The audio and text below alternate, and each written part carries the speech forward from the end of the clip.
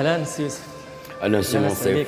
بخير. الله يبارك فيك. لا يخطيك. سباس زوين هذا اللي اقترحتي نديرو فيه الحوار. On est à la galerie House of Beau. اللي هو نيت ليديتور Oui, ديال qui fait partie de la maison qui a publié mon dernier livre. Effectivement. لو بليزير بارادوكسال Le plaisir اللي paradoxal. غنتكلموا عليه في الحوار ديالنا. مرحبا. تفضل. شكرا. Merci.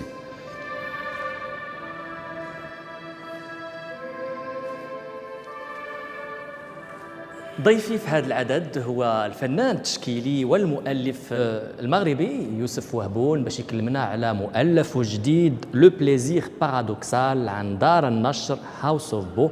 يوسف مرحبا بك من جديد في برنامجنا. بارك الله فيك. شكرا جزيلا على الاستضافة. Marhaba. Tout d'abord, un petit mot sur cet espace qui nous accueille pour cet entretien. C'est à la fois une galerie et un éditeur. Quelle est sa vocation ou ses vocations? On est à la galerie House of Beau. C'est la galerie qui fait partie d'un projet de maison d'art et de culture qui s'appelle justement House of Beau. Et donc il y a House of Beau, la galerie, House of Beau, la maison d'édition. Et ici, l'espace de la galerie reçoit des expositions régulièrement et entre une exposition et une autre, il y a un accrochage des pièces de la collection du directeur de la galerie et de la maison d'édition, qui est M. Othman Bellamin. La galerie a déjà son actif nombre d'expositions importantes, je dirais, dont celle de Camille Bouzouba Grivel, un jeune franco-marocain, une exposition qui a eu beaucoup de succès. J'ai eu aussi la chance et le plaisir d'exposer dans cette galerie. D'ailleurs, c'est dommage qu'aujourd'hui qu'on a l'entretien, mon exposition vient de se terminer. Et puis la maison d'édition est inaugurée aujourd'hui avec ce livre, avec le livre que j'intitule Le plaisir paradoxal, parce que House of Beau Arts Editions, la maison d'édition House of Beau, a l'intention de se spécialiser en publication sur l'art, en édition d'art, et elle a même l'intention d'accueillir des monographies d'artistes, même des livres pédagogiques sur l'art, en tout cas beaucoup des publications sur les arts visuels et principalement les arts visuels au Maroc. Et justement, le livre inaugural de cette maison d'édition, c'est donc Le plaisir paradoxal. Ce qui interpelle d'abord, c'est la couverture du livre. C'est une capture d'écran d'une vidéo performance de Younes Atban qu'on a déjà eu le plaisir d'accueillir dans notre émission. Quelle est la signification de cette intrigante couverture? Alors, je suis content que vous soyez interpellé par cette couverture parce qu'effectivement, c'est une couverture qui a parlé à énormément de lecteurs. Beaucoup de lecteurs demandent après d'abord l'artiste quand ils n'ont pas le livre entre les mains parce qu'il y a bien sûr le nom de l'artiste dedans. C'est justement une capture d'écran d'une vidéo performance de Younes Atban, artiste marocain très talentueux qui vit entre Berlin et Casablanca. Et c'est une vidéo performance qu'il avait réalisée en 2012. C'était suite, bien sûr, aux révolutions dites du printemps arabe. Hein. Et moi, j'ai ma propre lecture, bien sûr, de ce travail. C'est que justement, ce poulet serait la métaphore, si vous voulez, la représentation du peuple complètement déplumé. Hein, accablé par tant d'années de dictature et d'humiliation et tout ce qui s'ensuit. Et ce poussin, justement, c'est cette nouvelle génération qui a l'intention, justement, de prendre la relève et de venger ses ancêtres. Et c'est pour ça, justement, pour l'artiste, ce poussin, il fallait absolument qu'il toise le spectateur, qu'il regarde comme ça en face le spectateur dans un geste de détermination, dans un geste de volonté d'aller de l'avant, etc. Mais bien sûr, la couverture a eu pas mal de lectures aussi. Hein.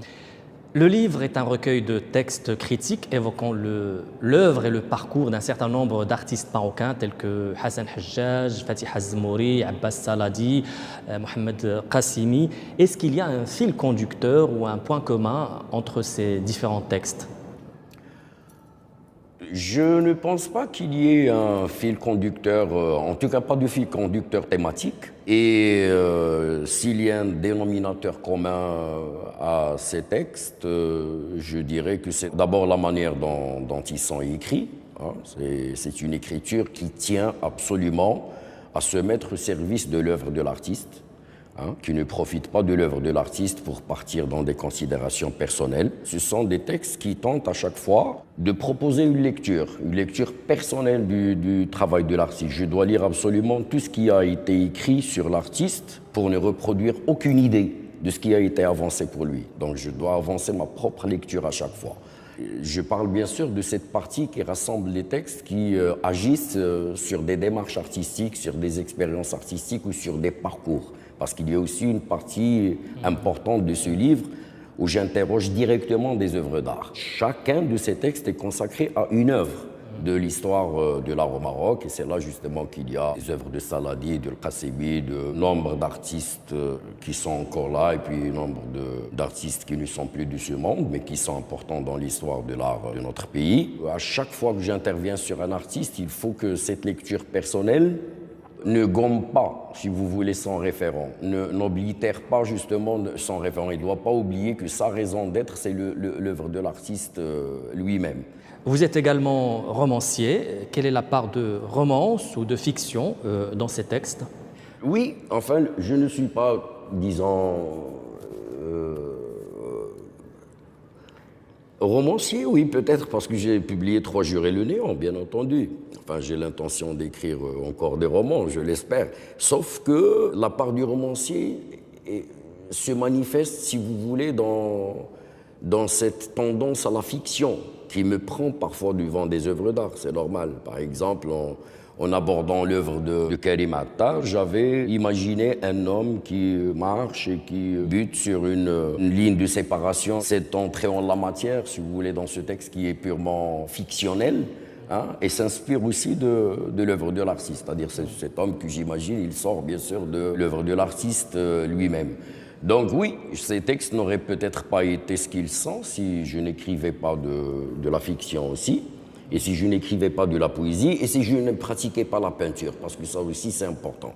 Le fait que je suis dans la pratique aussi m'aide beaucoup à comprendre les intentions des artistes, leurs angoisses, la manière dont ils résolvent certains problèmes, leurs excitations, leur joie devant une prouesse, devant une solution trouvée justement, devant leur rapport à l'art. Et ça aide énormément parce qu'il y a un effet d'identification. Et puis il y a des artistes aussi dont l'univers imaginaire ressemble, si vous voulez, au mien, c'est-à-dire des artistes qui me permettent de me retrouver chez moi en me recevant dans leur travail et dans leur imaginaire.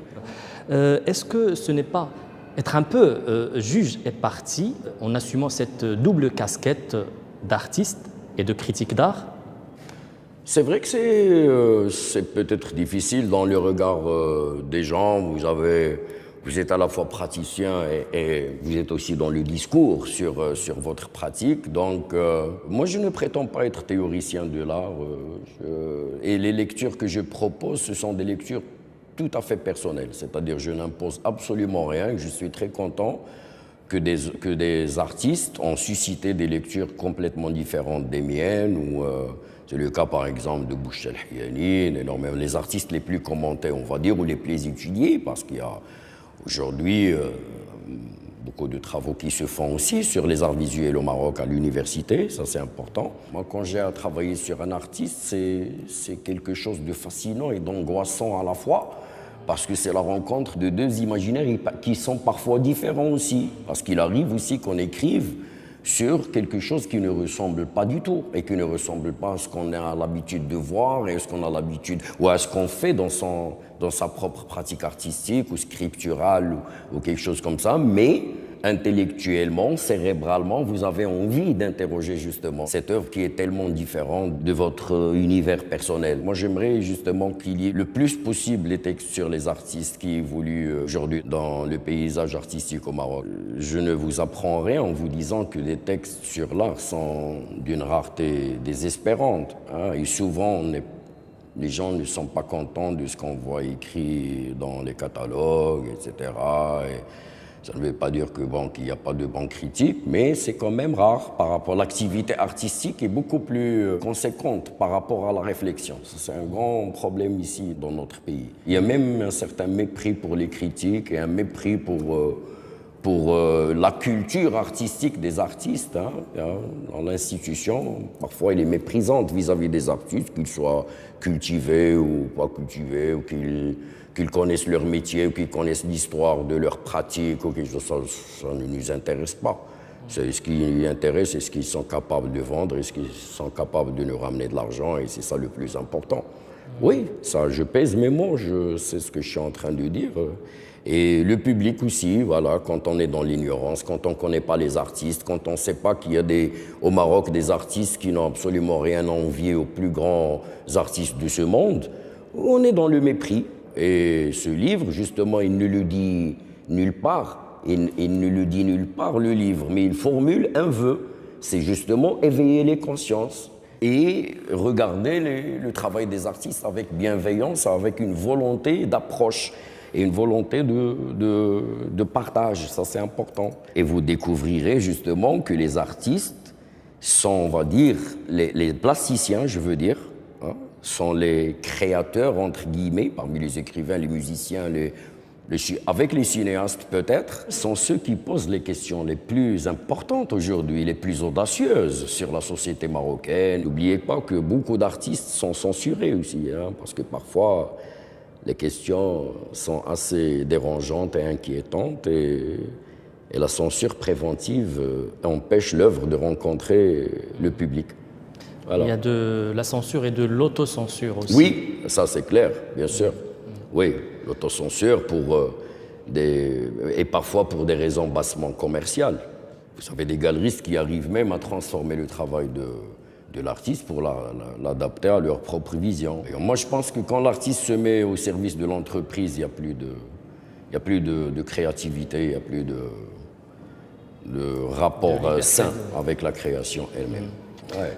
En tout cas, le livre est intitulé « Le plaisir paradoxal » et le lire est un réel plaisir. On peut le lire en vrac, on peut choisir les textes qu'on veut, dans l'ordre qu'on veut. En tout cas, merci pour toutes ces explications.